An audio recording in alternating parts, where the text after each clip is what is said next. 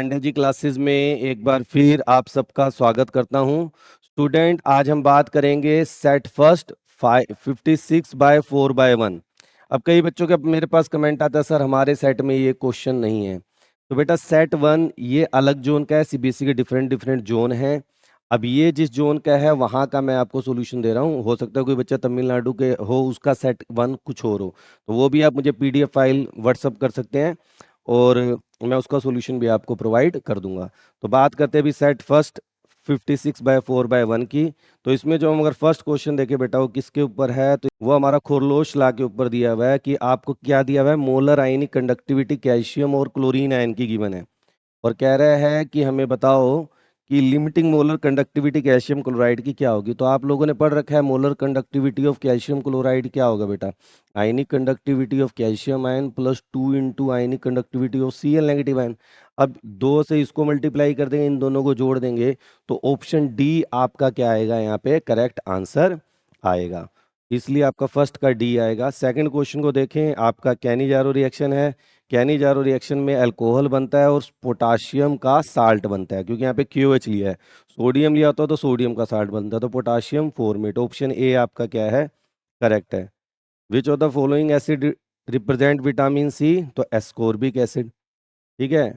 और अगला जो आ गया, रोजनमंड reaction is use for the preparation of, रोजनमंड में आपको कैटलिस्ट पता ही है क्या इस्तेमाल करते हैं, तो palladium in the presence of barium sulphate. Option a आपका क्या है, करेक्ट है। क्वेश्चन नंबर 5 की बात करें, which alkyl halide given option will undergo SN1 reaction. SN1 में क्या आ जाएगा आपका, tertiary butyl bromide. From the element 3D series given below, which element show the maximum number of oxidation state, manganese. इसका जो सेकंड सेट है बेटा, उसमें भी सेम क्वेश्चन है, आगे पीछे बस उनको नंबरिंग क्या है कर रखा है। कुछ क्वेश्चन डिफरेंट है, जैसे ये वाला क्वेश्चन उसमें नहीं था। The correct mathematical expression for the Arrhenius equation, तो के इक्वल टू ए ई की power minus A R T. तो ये ऑप्शन आपको कहाँ दिख रहा है, आपका ऑप्शन सी, के इक्वल टू ए ई की power minus E A R T. Question number 8 की बात करें, वो कह रहा है बताओ भाई टर्शरी अमीन क्या है। अब टर्शरी अमीन क्या होता है, एन के साथ 3 अल्काइल ग्रुप। अब अलग अलग सेट में क्या होता है, पिछले सेट में अगले सेट में जो आपके साथ सेकंड बच्चा होगा उसके पास सेकेंडरी अमीन पूछ लिया था, आपको पूछ लिया tertiary Amin.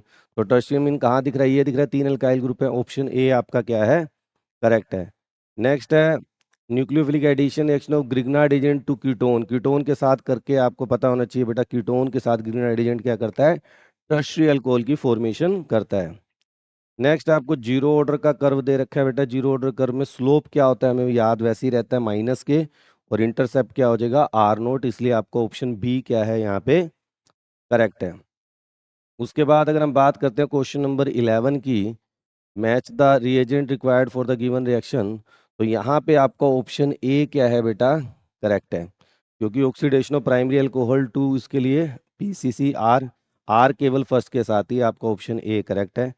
General electronic configuration of d block की बात करें, ऑप्शन ए आपका करेक्ट है।